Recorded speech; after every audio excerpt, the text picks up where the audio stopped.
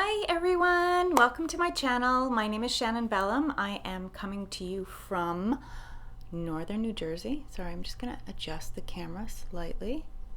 So one of my viewers told me I should sit back a little further. So you need to let me know if you like this. I'm back a little further.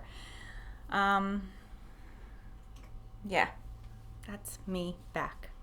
I feel weird sitting this far away from the camera and from you all, but anyway, let me know. My name is Bellum Make on Instagram and on Ravelry, and I'll pop those on the screen right now so you can see the spelling. And yeah, I'm gonna chat with you today about knitting and sewing and yarn. I have such a yarn-filled episode for you today because I went on a little bit of a spending spree for yarn, and I wasn't intending to buy as much as I did, but there was this thing called the Tits Out Collective. Anyway, I'll tell you more about that. Let me start with my finished objects. I have two finished objects, so I'm going to start with my knitted one first, which is the Humula sweater, which is right here on Martha. Martha is my mannequin. She is my size. And yeah, she's wearing the Humula sweater. It is blocked. It is completely knitted and blocked, and I have yet to do the ends. And I really haven't taken any finished photos of it yet. I'm going to take pictures of it on Martha. I put it on the other day. This is a really big slouchy sweater. So I want to show you the back because I know last week I talked about the back.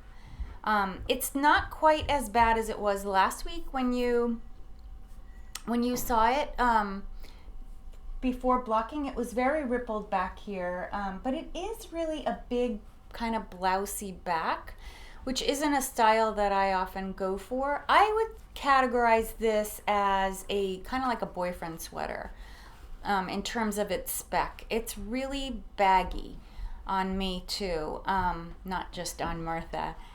And I made I followed the Positive Ease amount, which I'll put it on screen right here because I don't remember what it was, but I'll put the size that I put on or that I made, and then the amount of Positive Ease that you were meant to have for this sweater. So I tried to follow. I wanted to make a sweater that reflected Isabel Kramer's vision of how it should look.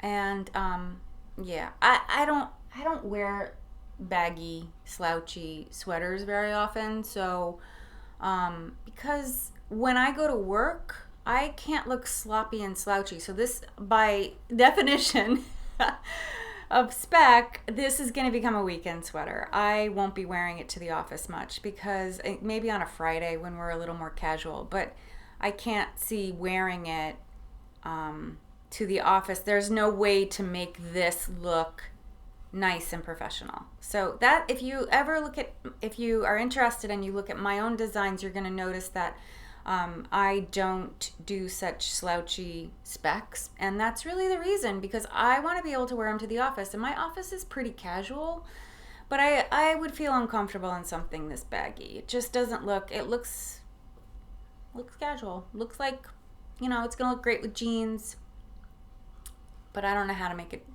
look dressed up with this spec. Meanwhile, though, the yoke, the color work is beautiful. I love it. I love the way it came out. It's really, really pretty. The yarns are Jill Draper Make Stuff. I used her Rockwell base, and your returning viewers, sorry, you're probably so sick of hearing about this, but new viewers might be interested. The light blue that I have on top is Plucky Knitters. I used a worsted weight mixed with a DK. This is a DK weight for the body, and the worsted weight was in the yoke, and I think it worked just fine. I have really consistent tension, so I don't have any tension problems. So yeah, I think it worked. So maybe if that encourages you to also experiment mixing weights when you're doing color work. I think this worked because I only had one color in addition to the body. If it was a multiple color work, I don't think I'd mix multiple color work in multiple weights necessarily. So anyway, yeah, that's my finished knitted object. And yeah, this is my second finished object, my the dress I'm wearing, which I'm going to talk to you more about. I want to talk about the sewing at the end, so I'm going to soldier on with knitting for now, and then I'll talk to you more about this dress that I have on. So yeah, let me talk to you about my whips. I have been working away, probably the one that has, well, I shouldn't say that. I've been kind of working away on 3 different things, and one of them is a mystery knit along that Isolde Teague is running, and this is the 3rd week, and I'm on clue 3. I'm not done with clue 3. I finished clues 1 and 2, which I want to show you, and I want to talk about the yarns. So I'm first going to actually, let me show you the yarns first, and then I'll show you the clues. And so then if people want to not see the clues because they're also doing it and not as far along as me, they can wait. So that's the yarn. Isolde had said to pick 3 skeins that made a subtle gradient, so these are mine. The one on this side, this blue, is my darkest, what I considered my darkest color, and it's a Wool and Vine yarn called Can't Stop, Won't Stop on her single ply. These are all singles. I always try to knit my shawls in singles because singles drape really well and they take dye really well. Dyers love singles because they take dye so well. So that is that one. My middle color is an Ulan, an indie dyer from Ireland. And this color is called Quarry. Oh, did I say what the blue one is? The blue one is Can't Stop, Won't Stop. I think I said it already. It's a strange brew that she does, that Wool and Vine does, Kristen of Wool and Vine does occasionally. I've seen it more than once. And then last, my lightest color, this gray over here, is a Garn Story Grunge, it's called. And this is a regular in her shop. And I'm pretty sure Quarry is a regular in, there we go. It's like the camera always loves Martha. I guess it's the patterns on her. So those are my yarns. I was saying I like singles bases for shawls because of the drapeability. I'm now going to show you clues 1 and 2. Clue 3 is, I hope this isn't too much of a spoiler, clue 3 is separate. So if you don't want to see clues 1 and 2, please look away. All right, here we go. So this is, I think, what is going to be the edge. So I started over here on this side with my darkest color. And then you go up and do these little novelty stitches. So show you right there. Some novelty stitches right there, and then more novelty stitches here, and then even more here. And then last you do this really long thing right here. And then you're told to put this aside and do clue 3. Don't look yet. I'm going to show clue 3. I have not finished clue 3. I've got a little bit. And yeah, it kind of looks like this very naughty piece of lingerie. Again, with some novelty stitches. But you started down here and worked your way up. I got a little bored with it, so I didn't finish clue 3. A new clue comes out on Monday, so I'll probably finish it, if not Sunday, Monday, by Monday. Okay, you can look back now, if you were looking away. So yeah, that's one of my objects that I've been working on. I'm proud of myself for keeping up, because I didn't even keep up with my own cowl with the Humulus. I want to, maybe this is a good time to tell you that I want to do another cowl. I want to do a cowl. I would love to do, maybe this might not be the year because I don't have a lot of followers yet, but I would love to do like a Fright Night cowl or like a horror murder cowl or something like that for like around Halloween time. Like start at maybe the end of August and run it through the end of October. I think that would be really fun. because I love Halloween. It's one of my favorite holidays, if not my favorite holiday of the year. And I have a lot of skeins of like horror, pain type of things that I bought last year I haven't done much with. So like I have some fright. I don't even know. Whatever. Let me know if you're interested though in doing that. Would you be interested in doing a Halloween themed / murder fright type cal? And you would just have to make something that either has that theme or use a yarn that's like Halloween themed or something like that. But yeah, let me know if that interests you. Okay. The other object, another work in progress that I have that I made lots of progress on, is the last time you saw this was quite small. This is the Mameluker 2.0. It's a free pattern that you can get on Ravelry or on the internet. It's by Maya Carlson.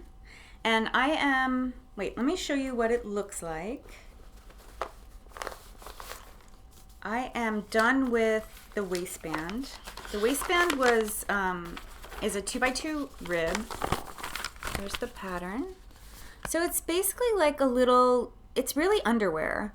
But I am going to wear it. I like to wear shorts under my skirts, and I often wear tights and skirts that are above my knee in the winter too. And I thought these would keep me warm.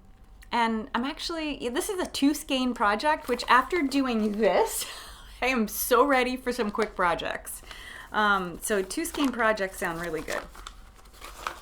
So yeah, I am done with that fold over waistband, and I am about just at the very maybe 5 or 6 rows in on the rest of the body. I'm working on the increases. So for about 35 rows, you do increases so that you get, wait, I think there's a good profile, yeah. So that you get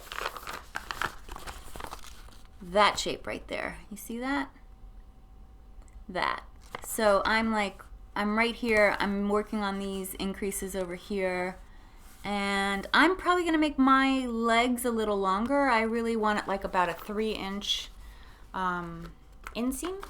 So I'll probably do that. The yarn I'm using is Beautiful Plucky Knitter Primo Sport. I don't have the ball band, but I could show you. It's a merino cashmere nylon blend. I want to say it's 75-25, and then 75, 20% cashmere, 5% nylon. I might have that wrong. But yeah, Primo Sport in Jack of All Trades that I bought on Ravelry as a D-stash. So that was really cool because I bought 3 skeins because I wasn't sure how much bigger at that point. I hadn't really looked at the pattern. Wasn't sure how much bigger I was going to make it. I ended up, because of my curvy body, I ended up working on the same waistband that the pattern calls for, and then I'm doing a few more increases in the hip region to accommodate. And I think I said this before on another podcast with this. I had knit about this far, about 3 inches, and I started to worry that this wasn't going to fit over my big hips. I was like, what am I doing? Maybe I should have made the waist bigger.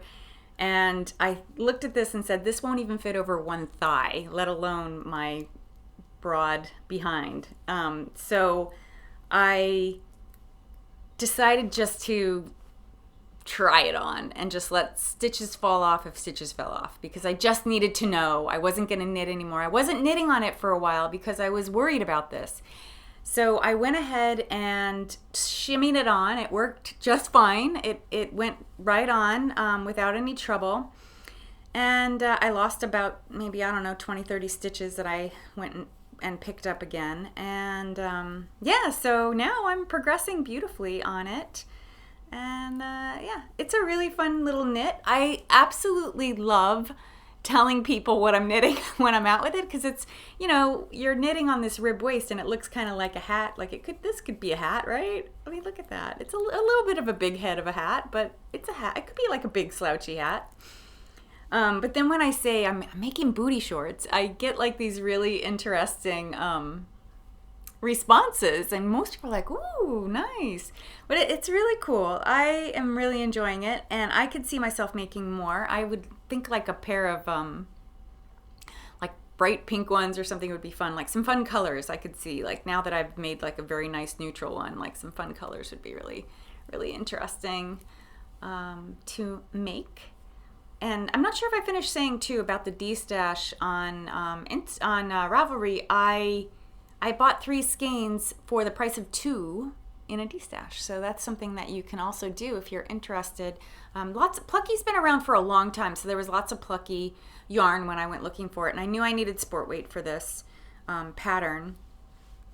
It feels really nice too. It's going to be nice, and like people had said to me, oh, isn't it going to be itchy? Wool underwear, you're going to be itchy. But actually, no, it's super soft, and I really, really like it. And I'm really looking forward to finishing them now. And I'm really cranking through. Aside from one little problem, I don't know if you can even see it there anymore, but I've been poking my finger with these teeny tiny needles. These are US size 1 or 2.25 millimeter needles. They're really small. I'm getting a really tight knit, which I think you can see nicely with the in the stockinette. It's really densely knit. It looks really good, but that's good because it's going to be a nice fitted garment, and it'll be warm, and that's what's important when you're out in the winter in a skirt. So yeah, I like it. It's fun. I can't wait to make more. 2 skein projects, yay. And my last work in progress that this is actually a new cast on. I'm sure you can guess if you're a returning viewer what my new cast on is. I have cast on a Tenga. And I actually I'm using yarn that I've had in my stash. I was planning on using some yarns that I got that I'm going to show you in a minute, but this is all I have. I don't have much. A little bit of just a little bit, tiny little bit of lace work going on there. I think I'm on like row 7 or something, row 8 maybe, not too far, but it's looking good. I'm excited about the color. I love the blues. Let me tell you about the yarn. This is, I have the ball band, one sec. I'm just looking, I have another yarn. Oh, there it is. Okay, I think I can grab it. I'm doing something unique with this because I'm using stash yarn. So my yarn, this blue and black yarn is from Blissful Knits. It is called Night Symphony. I think it was a one-off. I haven't shopped Blissful Knits in a long time, so I don't know. I bought this yarn last year. I don't know if it's a one-off color for her or what. Oh wow, that camera just turned really funky colors. There we go. I think that's pretty accurate for the colors of this skein. The reason that I ended up pulling out stash instead of waiting, I was waiting for yarn that was coming from, that I'm going to show you in a second. It's new stash acquisitions. I was waiting for yarn that was a silk wool blend because I thought this is like not really a summer weight sweater. Like I don't see me wearing it on a day like today, which was really, really hot, but on like a, if it's in the 60s Fahrenheit, I could see wearing a short sleeve sweater, or even like for my office, like to go to work in, because we have air conditioning and it's often really cold. Like if I'm dressed wearing something like this, I'm likely to put a shawl on or a sweater, a cardigan over it. Anyway, I started to think about what I had in my stash, and I realized that I had this silk wool blend. This is a 70-30 silk wool blend. It's a single ply, and a lot of Caitlin Hunter, the Tegna, I think is the way you pronounce it. Tegna sweater is, actually I'm not sure what she used like a fuzzy yarn. She used a mohair blend in her sample. But often her sweater designs are conducive to singles. And I thought, well, I want drape. It's got a a lot of ease around the bottom. If you're familiar, I'll put a picture. If you're not familiar, I'll put a picture of what the finished object looks like from her pattern. And actually, wait. I think I have it. It has a lot of swing in it. This, here it is. Here you go. That's the sweater. So you can see that it's really blousy and drapey around the waist. Now she's small. She's a very small woman. I was slightly concerned about this style looking like a maternity top on me because I have a very big chest. So when you do this style and you have a big chest, you just look like you're pregnant. Or that you're wearing maternity blousey, whatever.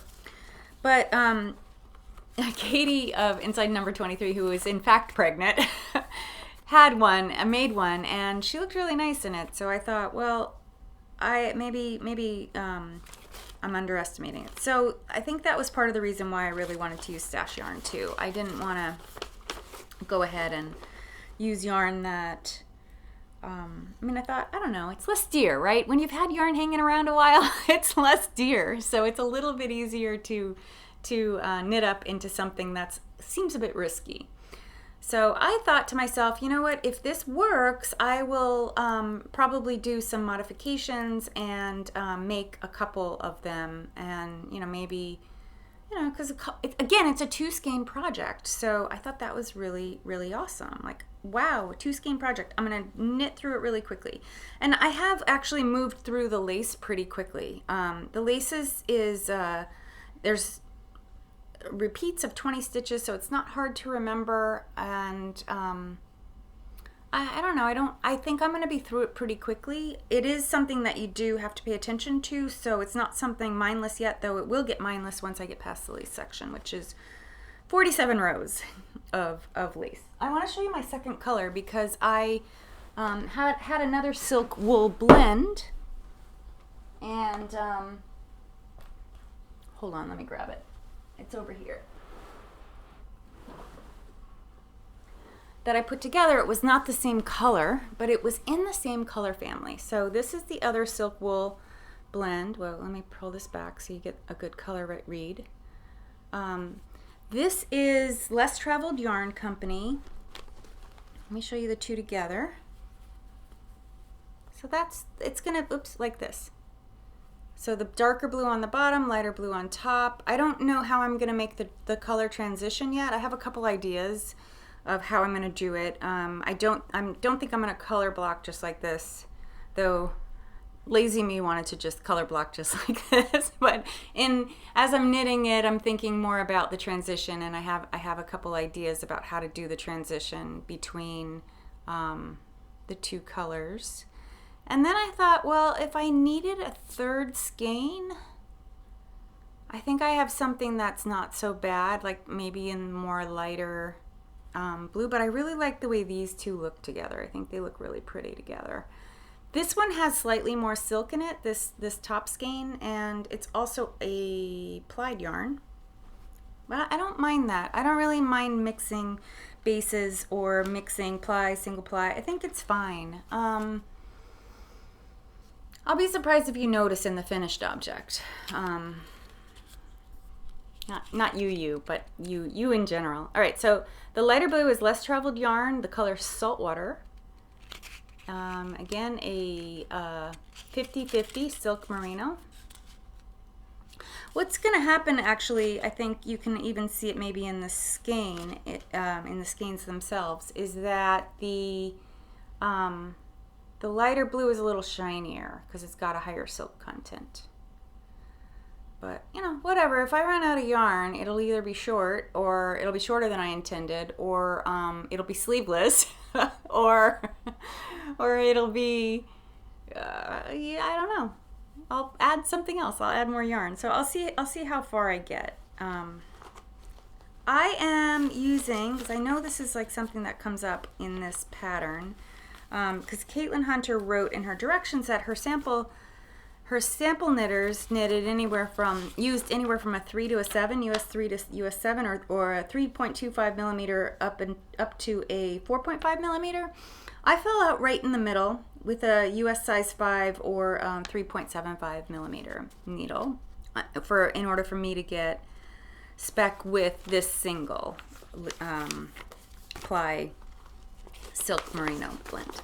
So anyway, there we go. We'll see what happens. Again, 2 skein project. Should get done fast, I hope. I have one other work in progress that I haven't done anything with, and that is my my shawl design. I really need to get past grading. I'm teaching a summer session. I'm drinking iced coffee. Teaching a summer session, and the teaching part is done now. They handed in their final papers yesterday. Now I just grade them, and I've been really stressed out a little bit at work because we had one of the people that I work most closely with. He had surgery in June and was out the entire month of June. He came back for 1 week, the week of 4th of July, which was super quiet. And then he went on vacation for 2 weeks. So his absences have been stressing me out. So I have really been working harder than I normally do, covering for him and also teaching. And yeah, it's just more work than I anticipated. And that was coming back from my own vacation off of it wasn't really even a good vacation. It was stressful. I really need a vacation, so I'll be taking some very soon. He's back the week after next, so I'll be out. Turnaround's fair play, right? So, knit-wise, that brings us down to my new acquisitions. I have so much new yarn. Oh boy, so much new yarn. I don't even know where to start. Okay. I'm going to start with the Tits Out Collective yarns that I got. I had told you last week, if you're a returning viewer, you know this. New viewers may not know this, but I purchased, so Tits Out Collective was started by Countess Ablaze. I will link her website and her blog in my show notes, so if you're interested in hearing the story from her, you can. She basically started there's reasons why she did it, but she started a collective on July 1, and she invited indie dyers and indie designers and indie makers to participate in this fundraising collective. So basically every skein that indie dyers made, using her color formula, there was an amount of money going to charity, and the dyers picked the charities. So a lot of dyers launched yarns on July 1, and I sat there it was a Sunday, I think, if I remember right, and I sat there and clicked through and bought yarn, and there were some vendors that sold out immediately and other vendors who did pre-orders, so then it was easier to get. So I ended up buying from 6 different makers. 2 makers I showed last week. I'm going to show you them again today just along with everything, so you can see I posted on Instagram my whole collection aside from the 2 pre-orders. So I pre-ordered from Lobby NMA in Paris, and I haven't received those yet, and I also pre-ordered from Stitch Together Studio in Iowa here in the US. I haven't received that skein yet either, but I should be getting them next month, and so those will be something fun to show. What came this week was this lovely skein from Dragon Horde Yarn. She called it Tits Out Collective Dragon Style. This is her BFL base, 80% BFL, 20% nylon, and a fingering weight. But I really loved it. I tend to like more darker, moodier colors, and once in a while I like poppy bright colors too. But you're going to just see from looking at the yarns that I purchased, the other yarns that I purchased, that I tend to like more moody colors. So this seemed like a very moody Dragon Horde yarn. Tristan, the dyer of Dragon Horde yarns, tends to do moodier, darker colors, which I really gravitate towards. But this is my first skein from her. I hadn't bought any from her. So I was excited to purchase one that was going to charity. And I think she donated to the Trevor Project, which is a project that prevents, does suicide prevention, particularly among the LGBTQ, what am I saying? LGBTQ teen group. My other one that came this week is this right here from Desert Bloom Yarns, a dyer who is based in Arizona. And she called it Tits Out Collective Prickly Pear, as in a pair of shoes, right? You see it there? Yeah, there you go. And this is also a merino silk blend. So this was, when I got this, I originally thought I could make the Tegna sweater, the Tegna, that's it, Tegna. I could make the Tegna sweater out of it. So because it was prickly pear, and plus it was a unique base, I ordered 2. So I was like, oh, it's prickly pear, I need 2. But I just loved how these mix the sort of neutral color on top with the really bright pops, and I think that would knit. This is going to knit up really nicely. And who knows, this may end up being a Tegna or some variation of a Tegna if I decide I really like the pattern and I really like having a short sleeve sweater. Okay, so 4 dyers that were ready to ship. These are my Tits Out Collective yarns that I got. That's all of them. Lots of pinks. Yeah. Quickly, this is Serial Knitters Dye House yarn. Now she's really off the. This is probably the most traditional of the colors. Sweet Tea Yarns by Molly Klein Design.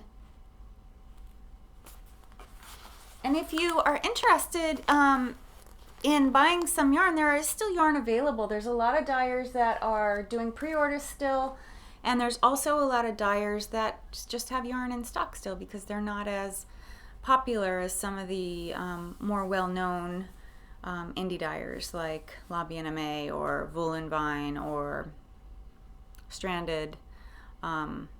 Or people that just sold out really fast. So there is definitely still some around to buy if you're interested in participating in that. Okay, speaking of Countess Ablaze, I also bought some yarn from her when I was checking out her website. I had just received some yarn, which I think I'm gonna need to go grab because I want to show you this. Okay, right back.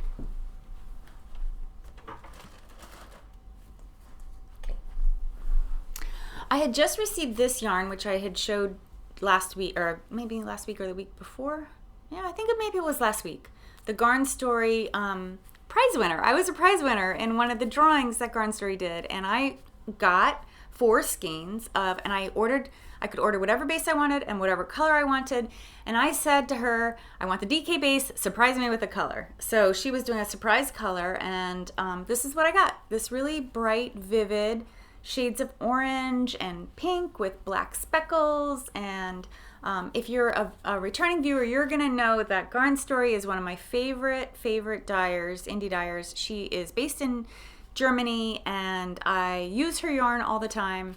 I have in my stash currently, I think I have 17 skeins, which it's I think the highest amount of any indie dyer that I have on hand, but I use them, so I should have counted how many I've used. Anyway, so I got this, and when the Tits Out Collective was starting in July, towards the end of June, when I was checking out who I wanted to buy from and I was planning my purchases for Tits Out Collective, I was looking at Countess Ablaze's website, and I fell in love with this. Is this not gorgeous? Look at this. This is called Vlad. This is her DK base. It's called Grand Merino DK. It is 100% superwash extra fine merino. I bought it because 4 skeins of DK weight is not quite enough for the slouchy cardigan that I have in mind for this. And I was saying, so look at, wait, are those not fabulous together? Look at those. I'm so excited. I now need to write a pattern because I went searching for a pattern. I'm a designer and knitwear designer. Started knitwear designing when I was 20 years old. I'm a lot older than 20.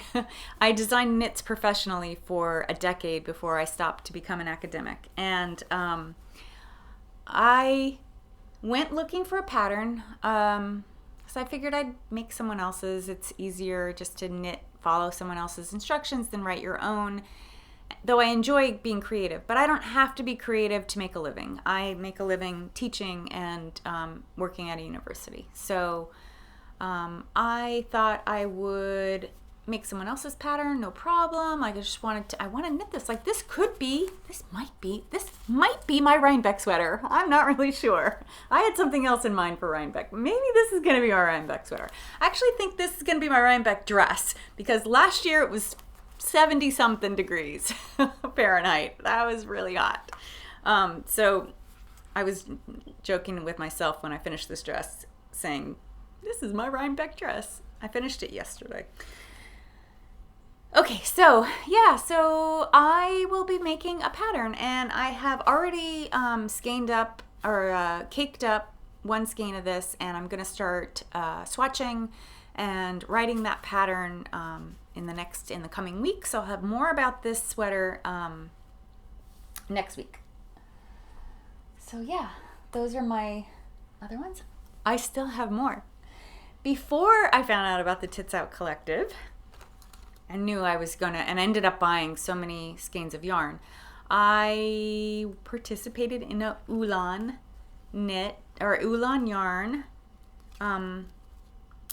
sale. She doesn't do updates too often, so I felt like I should get out there and I should get on her site and look for things. And I wasn't intending to buy much, but I don't know. I ended up just picking up 3 skeins, and these are them.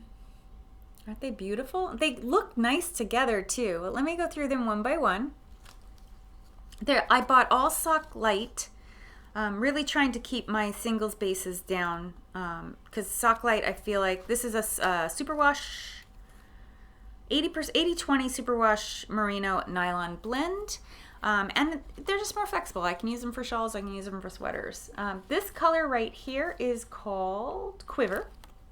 I just love it. Look at it. It's a nice blushy pink with lots of black in it and a like camel color, golden camel color.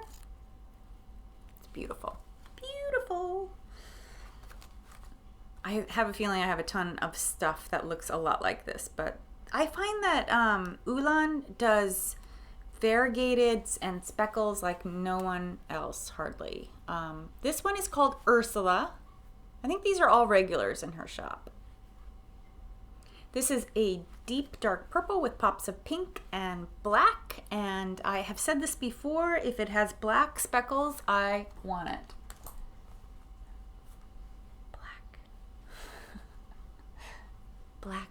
Black speckles. I love black speckles. I don't know why. I don't know what it is about them, but I really love them.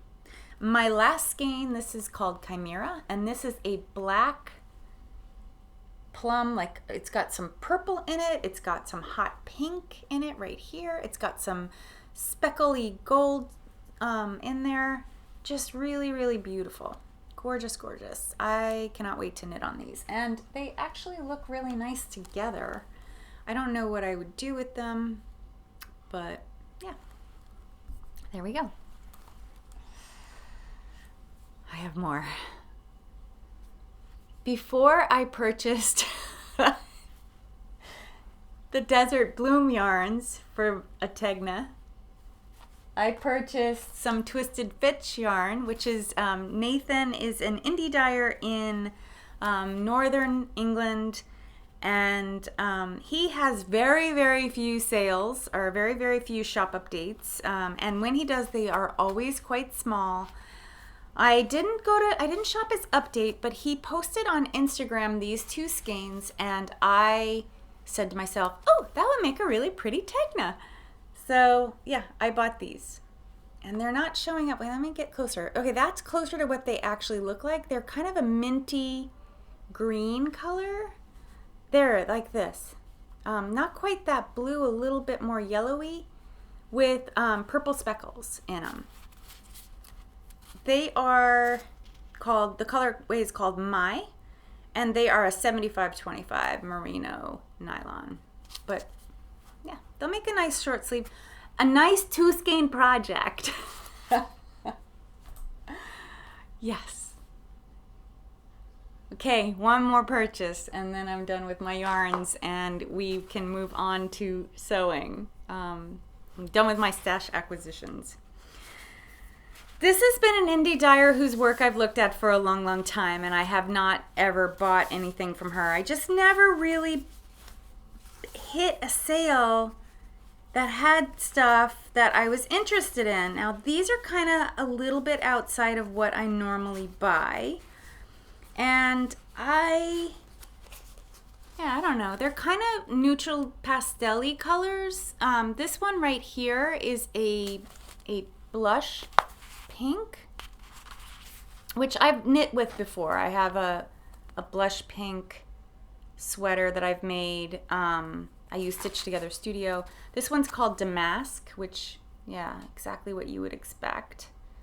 I bought all of the 75-25. All three of these are 75-25, I believe. Yeah. What she calls fine sock. Oh, did I say the dyer? It's Life in the Long Grass. So Life in the Long Grass. Irish dyer. I'm not sure exactly where in Ireland. This one is called Barefoot, and it's a neutral, a real true neutral, I would say. There's maybe some rosy color, like kind of like the color of my dress in there, and grays and beige, like shades of beige. And then this last one is called Tin Shed. And it veers more towards gray. It's a gray neutral with speckles that are black and some rosy pink speckles. And yeah, it's a tonal gray other than the speckles that are going on. So those are my last purchases. Yeah, these surprised me when they came. I know I remembered picking them, but I didn't realize how neutral they are. So yeah. So my other things that are coming are the pre-orders that I did with La Vienna May and Stitch Together Studio, and then the only other yarn I have coming, I joined the Johnny Cash Club with Stitch Together Studio, and though the first shipment should be going out soon, like this week, this coming week, or it may be coming, I'm not sure. I don't know. Maybe it's on its way. Sometimes you get surprise mail days, so that's kind of cool.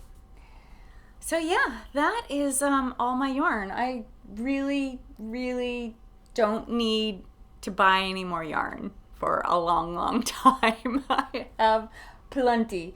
This is the like I haven't done a surge of yarn purchasing like this in 6-8 months. It's like last year, starting in January 2017, I spent a lot of 2017 building a stash so that I could really be creative and be in the moment. And my stash is not that big. It's a lot of yarn, and it probably is enough yarn for me to knit the rest of this year and all the next year, and maybe even some of the year after that if I didn't buy anything. But it's not nearly as big as some people out there who I know have massive stashes.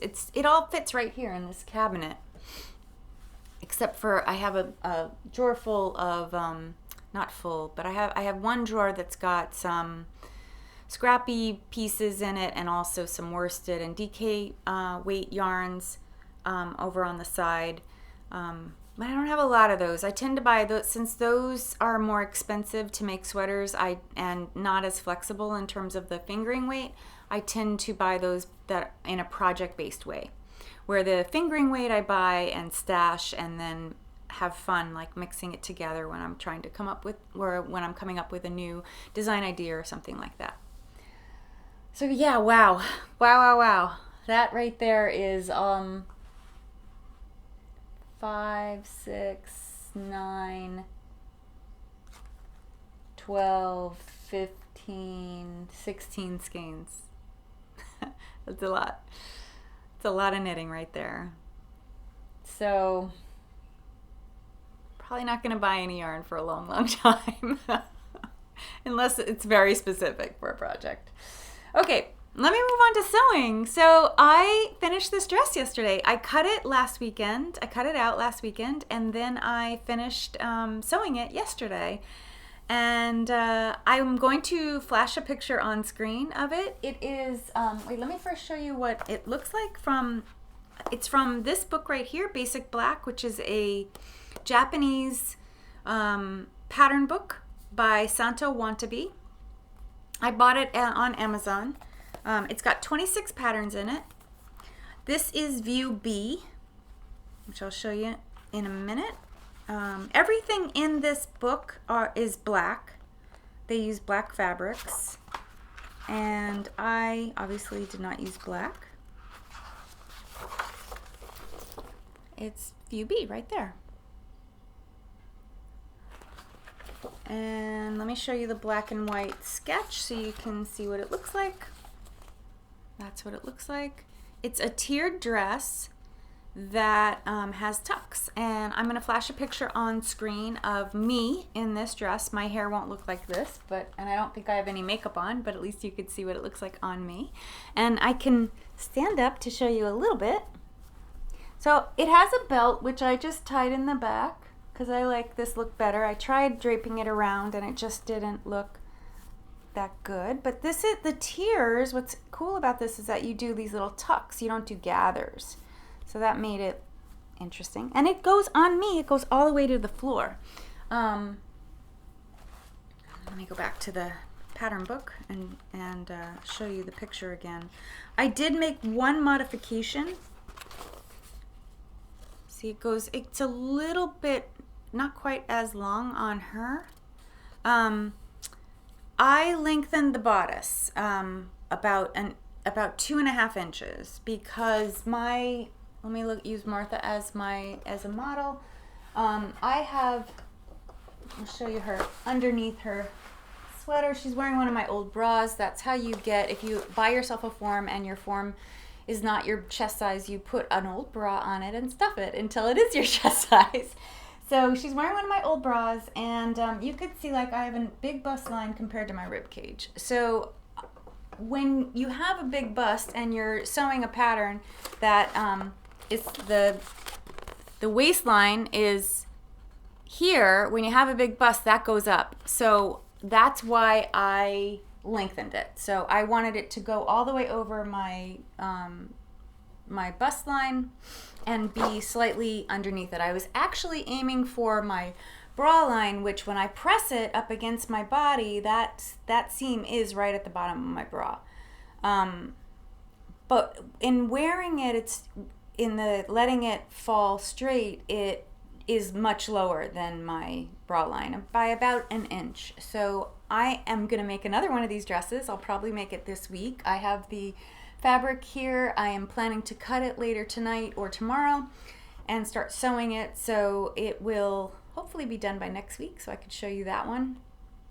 And what I'm going to do with that one, I'm not going to make it 8 tiers. This pattern is 8 tiers. I'm not going to do 8 tiers so it goes to the floor, I don't think. I think I'm going to try 4 tiers so that it ends just above my knee. And I'm going to take about an inch off this bodice area because as I was wearing it, I feel like that would look better up a little bit higher. Like that. I think that might look a little nicer. So I'm going to try it and see if I can make that work. The pattern is super easy to sew. It's a pullover. There's no buttons, there's no zippers, there's not even pockets, which I kind of wish there were some pockets. I may put pockets in that other one, I'm not sure. But yeah, it sewed up really easy. I sat and did the tier part. I sat at my machine and did it. The pattern tells you to baste those. I basted the first couple tiers, and it took me like sitting on my ironing board, pressing them down, and then hand basting them, and then taking it to my machines. It was just taking too long, so I sat with the panels in a stack, in reverse order stack, and I sat there and just made the tucks with straight pins, like just pinned them, and then pinned it to the other tier and sewed them. And the other thing that I did that I didn't follow this direction here either. I did not sew each tier in a circle and then sew them together. I did the front and the back, and I sewed the first tier, the very first tier. I put that right on the bodice. So I left the bodice side seams here. I left them open and just sewed right on. And then I did the whole entire side seam because I didn't want to deal with trying to get a perfect match down the side, layer by layer. I didn't want to worry about whether or not the layers weren't the right length. So I went ahead and just sewed the side seam afterwards, and I did pretty well matching up the seams, like the two edges here. So that was the last thing, well, not the very last thing. The very last thing that you do is stitch down the underarm trimming. So that's just top stitch down. It's a bias that you cut out of so it's out of self. So same with the neckline. So there's actually a seam right here, right on the edge. My cat's doing something crazy over there. If he does it, I'm going to show you because it's crazy. He's determined. He's going to jump on top of this really massive bookcase I have. Massive for him. But yeah, so that was what I did. That was my sewing and my finished object. So what's cool about sewing is that you can make them so fast. So I'm probably gonna, I don't know, maybe I'll wear this week. I have I'm meeting all our freshmen. We have 100 freshman kids coming on Thursday this week. So I will, and I'm doing alone because my partner is away. And woo, didn't work for you, buddy. Did not work for you, buddy. Wait, you have to see. And then I'm gonna end this. Let me just show you. There he is. He was trying to jump into my cupboard there, and he didn't quite make it. I think he freaked himself out. Sorry about the wiggling. I hope you're not motion sick from that. But anyway, thank you so much for spending time with me this week and this weekend, and I hope you have an awesome week, and I look forward to sharing my updated whips. Maybe I'll have an FO. I don't know. We'll see how much knitting time I get. I'm just so super excited to not be teaching for 6 weeks or 8 weeks. I think it might be 8 weeks, 7 weeks, something like that. So I'll have more knitting time and more time to be creative. And I'm looking forward to sharing all that with you. I'll see you next time. Bye.